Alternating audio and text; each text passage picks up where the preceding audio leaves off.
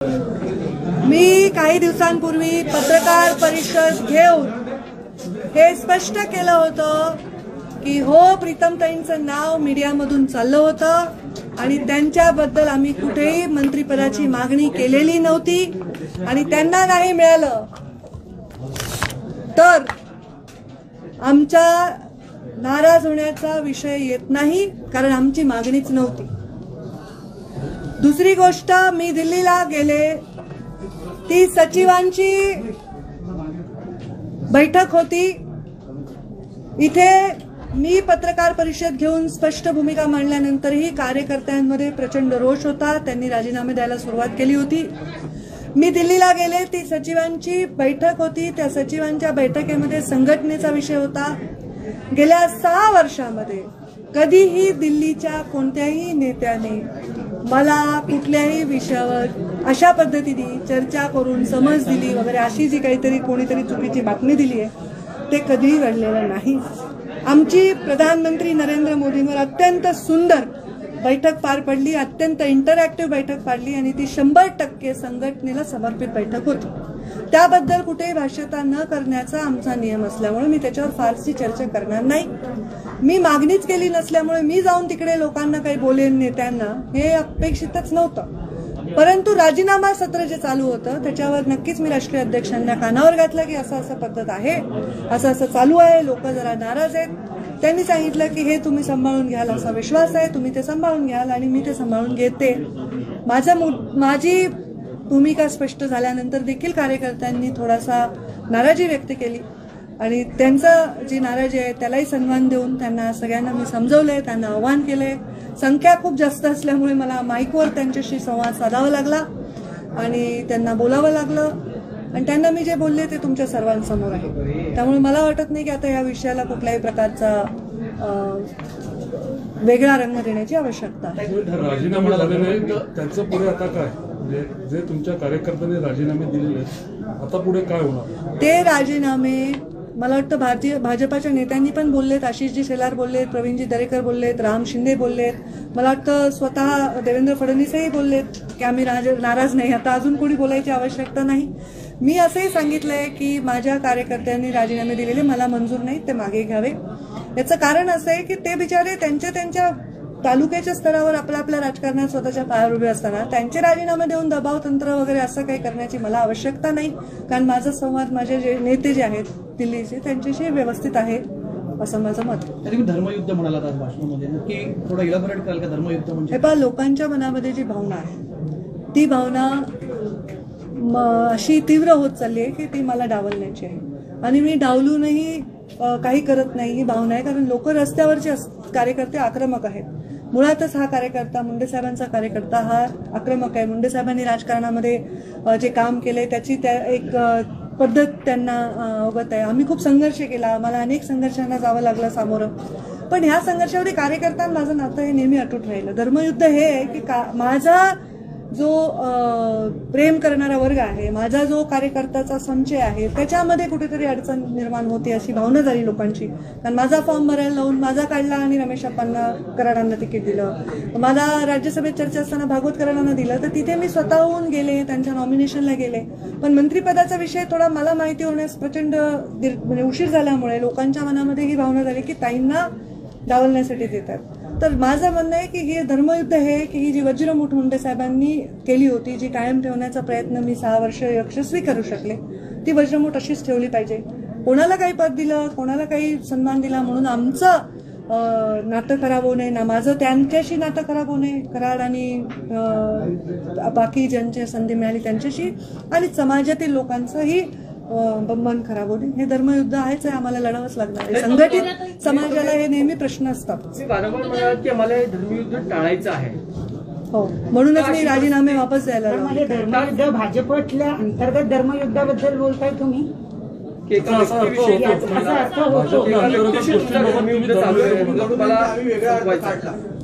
नाही, मी असं काही म्हणणार नाही, जिथे काढला तिथेच म्हणेन। मी जे बोलले तेच बोलले। धर्मयुद्ध हे आहे की जेव्हा एखादा व्यक्ती राज्यभर प्रवास करून प्रचंड मेहनत करून एक संघटन करतो, ते त्याच्या नावावर त्याच्यावर प्रेम करणारा माणूस त्याच्या संघटनेशी जोडला जातो.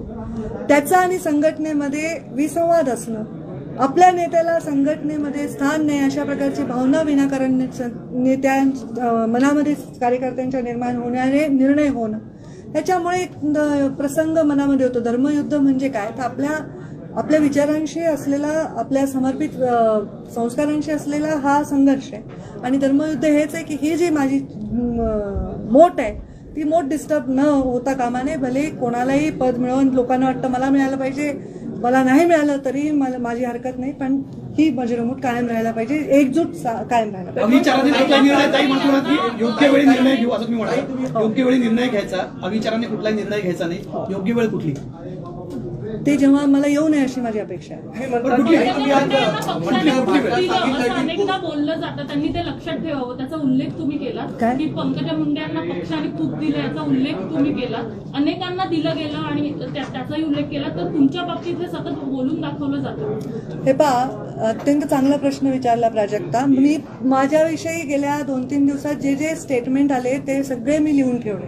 त्याच्यामध्ये भारतीय जनता पार्टीचा कोणताही नेता नकारात्मक नाही बोलला, खूप चांगलं आणि सकारात्मक आणि आशावादी बोलले. प्रत्येक नेता म्हणाले की नाही ताई सांभाळून घेतील, कार्यकर्त्यांचा संताप हा विद्रोह. काही नेत्यांनी असं स्टेटमेंट केलं की पंकजा मुंडे लक्षात ठेवतील, आणि हे स्टेटमेंट त्या नेत्यांकडनं किंवा काही लोकांकडनं वारंवार आलं. तर माझं हेच म्हणणं आहे की मला पक्षाने दिलं हे मी लक्षातच ठेवते, पण पक्षाने मला माझ्यावर अनेकांना दिलंय. त्यामुळे माझं हो बरोबर आहे की सतत हे बोलून का दाखवलं जातं जे माझ्या पक्षातले नाहीत त्यांच्याकडनं. तुम्ही म्हणता की आपली भाषण किया तो आपने कहा कि प्रधानमंत्री मोदी, मैं पूरा हिंदी में बोलूं वापस से? सवाल ये है कि आपने जो भाषण किया उसमें कहा कि प्रधानमंत्री मोदी, अमित शाह, जेपी नड्डा आपके नेता है, लेकिन देवेंद्र फडणवीस जो महाराष्ट्र के नेता है उनका नाम लेना शायद आप भूल गई या? मैं राष्ट्रीय स्तर पे काम कर रही हूँ, महाराष्ट्र के कोई भी पद पर मैं नहीं हूँ. मेरे नेता राष्ट्रीय स्तर पर ही है. तुम्ही जे वारंवार म्हणालात की आपली शक्ती कमी करण्याचा हा डाव आहे जो आपण पूर्ण होऊ देणार नाही, आणि पुढचा मार्ग मला खडतर दिसतोय. हो, खडतर दिसतोय मला मार्ग, कारण आज आघाडीचे सरकार आहे महाराष्ट्रामध्ये. 3 पक्ष एका बाजूला आहेत. नगरपालिकेच्या निवडणुका आहेत, महानगरपालिकेच्या निवडणुका आहेत, जिल्हा परिषदेच्या निवडणुका आहेत. त्यामध्ये जर माझा कार्यकर्ता अगतिक असेल, माझा म्हणजे माझ्यामुळे माझ्या पक्षाशी जोडलेला आणि पक्षामुळे माझ्याशी जोडलेला, या दोन्ही कार्यकर्ते जर अगतिक असतील तर ते खडतरच मार्गाकडे जाणारी दिशा आहे. आणि ते होऊ नये, त्यांनी शांत राहावं, त्यांनी संयमाने राहावं, त्यांनी स्वतःच्या मजबूतीने राहावं, ही माझी अपेक्षा आहे. डोळे चोळून बघा, एकदा तुम्ही उल्लेख केलेला आहे. कोणतं दृश्य जे वारंवार तुमच्या समोर येतं आणि ते डोळे कोणतं दृश्य नाही, एखादं दृश्य जेव्हा आपल्याला अस्पष्ट दिसत असतं तेव्हा आपल्याला आपण एकदा डोळे चोळून बघतो की ते खरंच अस्पष्ट आहे का स्पष्ट आहे. तर मी आता डोळे चोळून बघितले की हे जे झालंय हे म्हणजे असं कुठल्याही चुकीच्या भावनांनी नाही झालंय. तर एकदा डोळे चोळून बघा. कार्यकर्त्यांची जी भावना झाली की ताई असं अशा पद्धतीने राजकारण होत आहे किंवा पक्षामध्ये राज्यस्तरावर अशा प्रकारे डावललं जाते, तर एकदा ते आपण त्याच्यावर तपासलं पाहिजे. कुठल्याही भूमिकेच्या अंतिम आपण स्तरावर जाण्याच्या आधी तपासून केलं. नेत्यांच्या यादीमध्ये पंतप्रधान नरेंद्र मोदी येतात, अमित शहा येतात, देवेंद्र फडणवीस काय येते किंवा महाराष्ट्रातले नेते काय नाही, मराठीत उत्तर काय काय तुमच्या नेत्यांच्या यादीमध्ये? माझ्या नेत्यांच्या यादीमध्ये मोदी, अमित शहा येतात, महाराष्ट्रातील नेते का नाही? वेगळा अर्थ निघू शकतो. माझे नेते, मी राष्ट्रीय स्तरावर काम करत आहे. माझे नेते नरेंद्र मोदी, JP नड्डा आणि अमित शहा आहेत, हे मी म्हणले. आणि ह्याच्यामध्ये मी राष्ट्रीय स्तरावरचे आहे, ते माझे नेते आहेत. मी राष्ट्रीय स्तरावर काम करते, मी त्यांच्या नेतृत्वाखाली काम करते, आणि हे मी परत सांगते. त्यामुळे इथे विषयच येत नाही कुठलाही नाव का नाही घेतलंय. आप पूरा हिंदी में बोलू?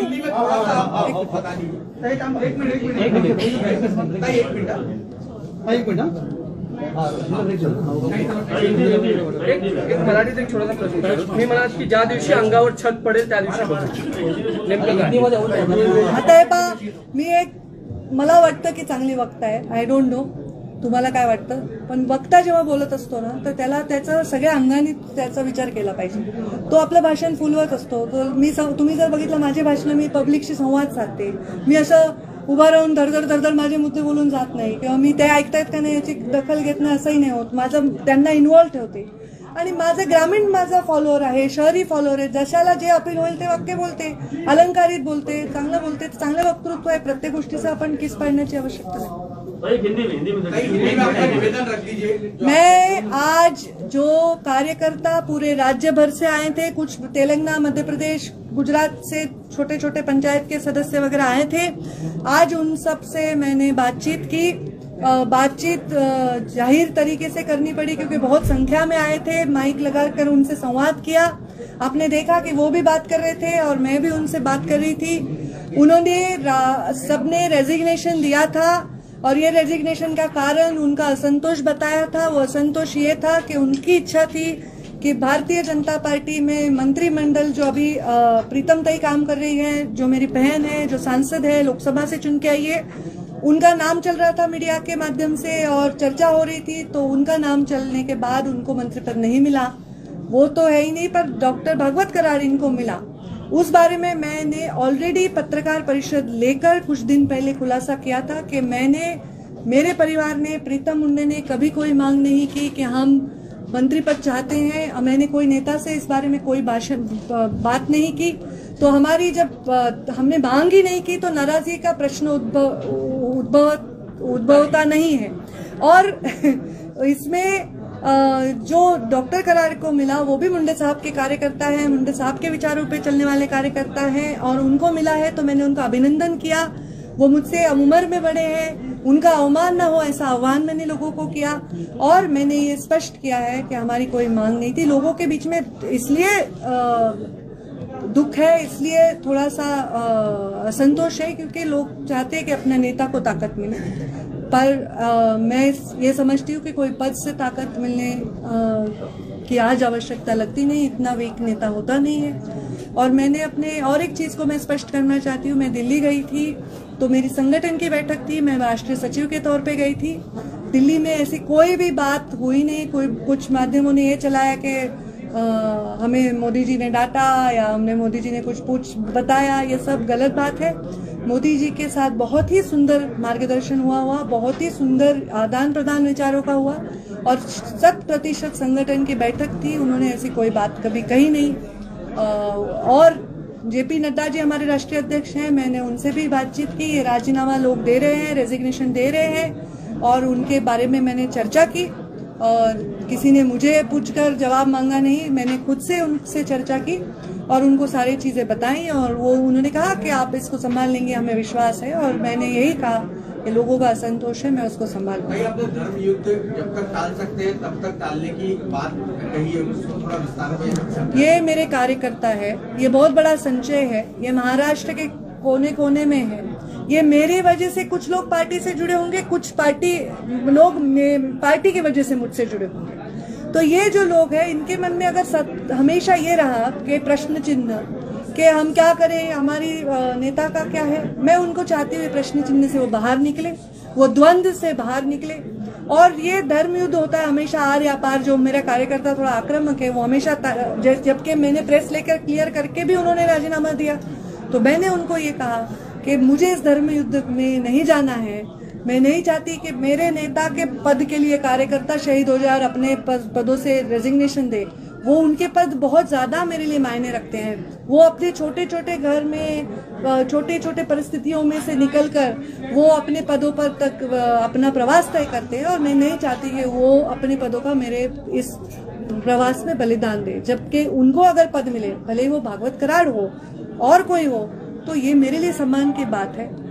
मैं जातिवाद में विश्वास नहीं करती, पर ये जो जाति है वो एक संघ है, एक दिशा में जाने वाली है और इसमें अगर कोई टूट पड़ती है तो मेरा दिल दुखता है.